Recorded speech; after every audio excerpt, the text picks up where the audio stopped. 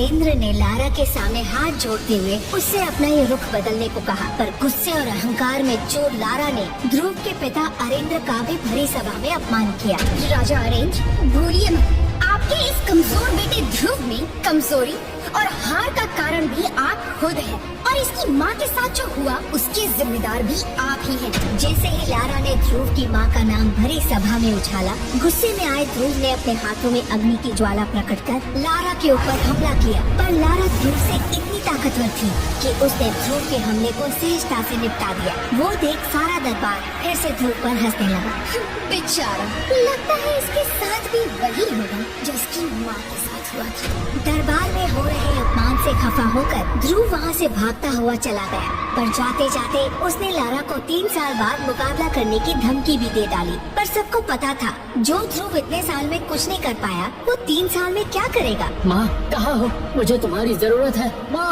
ध्रुव जैसे जैसे माँ को पुकारता गया, वैसे वैसे उसकी उंगलियों में पहनी अंगूठी ने अपना रंग बदलना शुरू किया। उसके हाथ की अंगूठी का रंग बदलने लगा। ये अंगूठी ध्रुव की माँ की आखिरी निशानी थी। देखते ही देखते शमशान का माहौल भी बदलने लगा। बिजलियों ने अपना रौद्र रूप धारण कर लिया और अचानक ध्रुव की माँ की कब्र से धुआं निकलने लगा। इतना ही नहीं, आसपास की कब्रों से हंसने की आवाजें आ रही थी। ये सब देखकर ध्रुव की धड़कनें तेज हो गयी। उसका ध्यान अपनी अंगूठी पर गया और जैसे ही ध्रुव ने अंगूठी को छुआ, वैसे ही शमशान में बने बरगद के पेड़ पर एक आत्मा हवा में उड़ती हुई दिखी। वो आत्मा एक बूढ़े इंसान की थी। लाल नीली आँखें, लंबे बाल, सफेद कफन जैसे कपड़े। ध्रुव सामने का नजारा देखकर बुरी तरह डर गया। मेरे नजदीक मत आना, मैं तुम्हें मार दूंगा। मेरा नाम विदुर है और मैं कई सालों से तुम्हारी इस अंगूठी में रह रहा हूँ। तुम्हारी माँ की मृत्यु का कारण भी मुझे मालूम है और मैं ये भी जानता हूँ कि तुम्हें एकलव्य बनकर तुम्हारी मंगेतर लारा के साथ मुकाबला करना है। अगर तुम चाहो तो मैं तुम्हें दुनिया का सबसे शक्तिशाली योद्धा बना सकता हूँ। ये बात सुनते ही ध्रुव ने एक झटके में विदुर को हाँ कह दिया। पर उसके लिए तुम्हें मेरी 3 शर्तों का पालन करना होगा।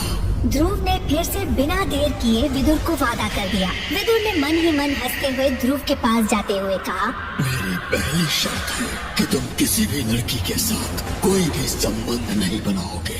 मंजूर है। दूसरी शर्त, तुम मुझे करिश्माई शरबत और अमृत धारा की नीलामी में अपने साथ लेकर जाओगे।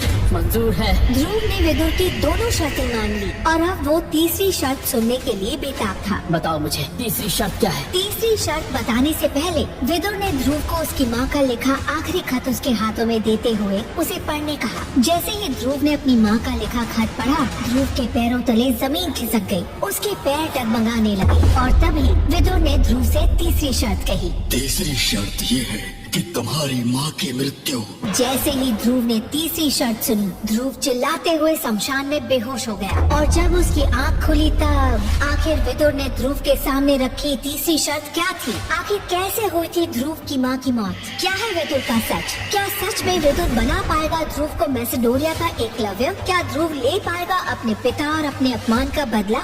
आखिर क्यों करना चाहता है ध्रुव लारा से एक दिन की शादी? इन सारे सवालों के जवाब और